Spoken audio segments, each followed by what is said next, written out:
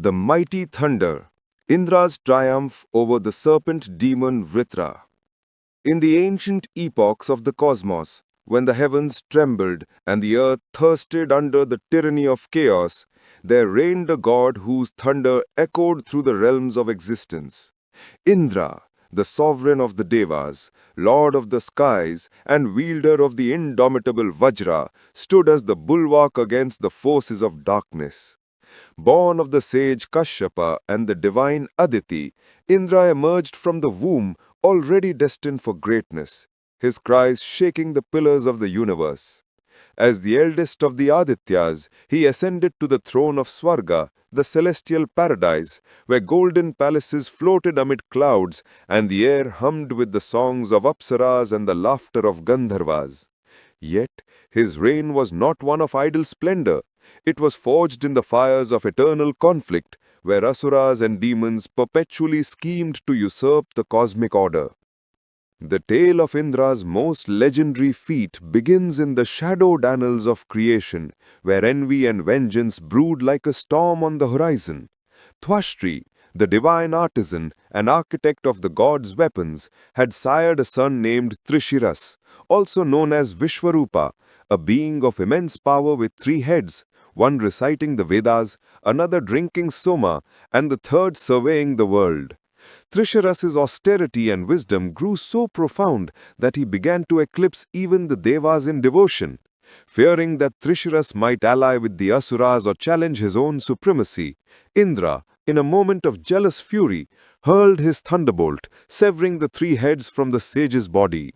The heavens quaked at this act, for Trisharas was no ordinary mortal.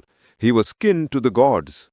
Twashtri, grief-stricken and raging, performed a fierce ritual, invoking the flames of creation to birth a new entity, one that would avenge his fallen son. From the sacrificial fire arose Vritra, the colossal serpent demon, a manifestation of drought and obstruction. Vritra's form was terrifying, a massive dragon with scales like jagged mountains, eyes blazing like infernal suns, and a maw that could swallow rivers whole. Empowered by Twashtri's wrath, Vritra coiled around the cosmic mountain, ensnaring the 7 sacred rivers, the lifeblood of the earth. He hoarded the waters, causing the lands below to wither into barren wastelands. Crops failed, rivers dried to cracked beds, and mortals cried out in despair as famine gripped the world. The sun dimmed, hidden behind perpetual clouds of dust, and the Devas themselves trembled in Swarga, for Vrita's power disrupted the very rhythms of the universe. He was no mere beast. He embodied the primal forces of stagnation, blocking the flow of prosperity and fertility that Indra, as the god of rains and thunderstorms, was sworn to protect. The Devas assembled in council, their faces etched with fear. Agni, the fire god, flickered nervously. Varuna, lord of the oceans, lamented the stolen waters, and even Surya, the sun god, paled at the thought of battle. "Who shall confront this abomination?" they whispered. Indra, seated upon his throne of clouds, his elephant Airavata trumpeting beside him, felt the weight of destiny upon his shoulders. Yet doubt crept into his heart, for Vrita was invincible against ordinary arms. The demon had been granted boons that rendered him impervious to weapons of wood, stone or metal, and he could not be slain by day or night, nor in dryness or wetness. Indra sought counsel from the supreme Vishnu, the preserver of the cosmos, who appeared in a vision amid a halo of divine light. "Seek the bones of a pure sage, for only a weapon forged from such sanctity can pierce the veil of Vrita's invulnerability," Vishnu advised. Thus Indra journeyed to the hermitage of the great rishi Dadhichi, a sage whose tapasya had accumulated such spiritual power that his very bones hummed with cosmic energy. Dadhichi, understanding the peril facing the world, willingly sacrificed his life, meditating until his spirit ascended, leaving his body as a vessel for the greater good. From Dadhichi's spine, the divine blacksmiths crafted the Vajra, a thunderbolt of unparalleled might, gleaming with the essence of lightning and the purity of sacrifice.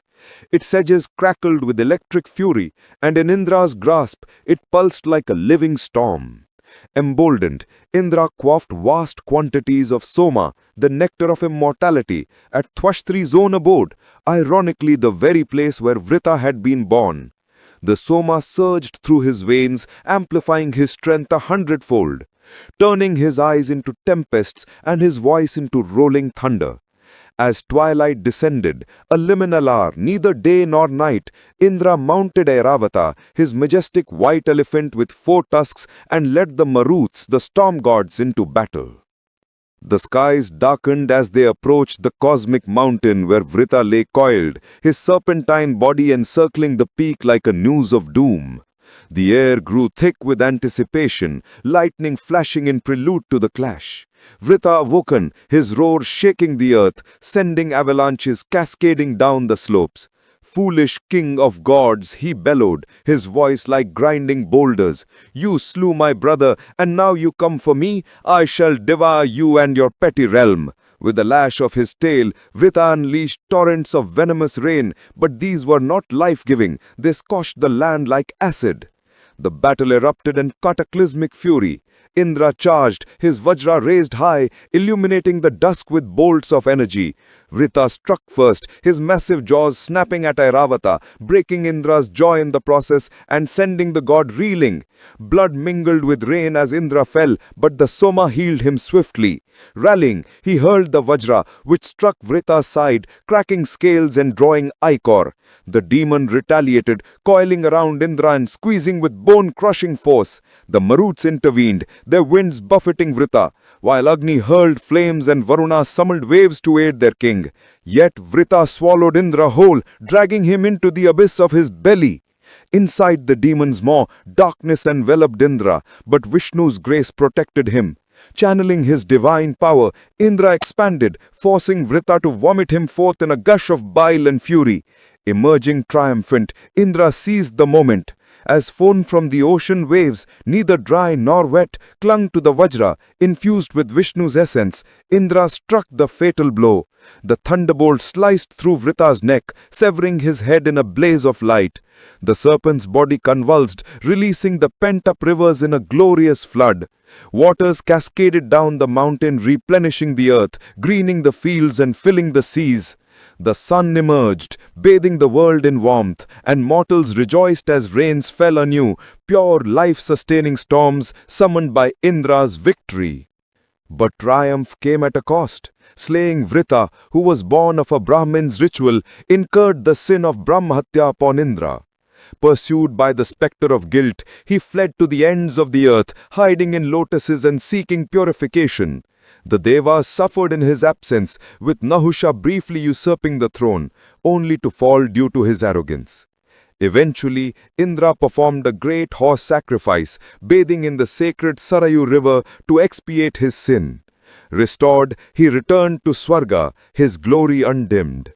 This saga of Indra's valor endures as a testament to the eternal struggle between order and chaos, light and darkness.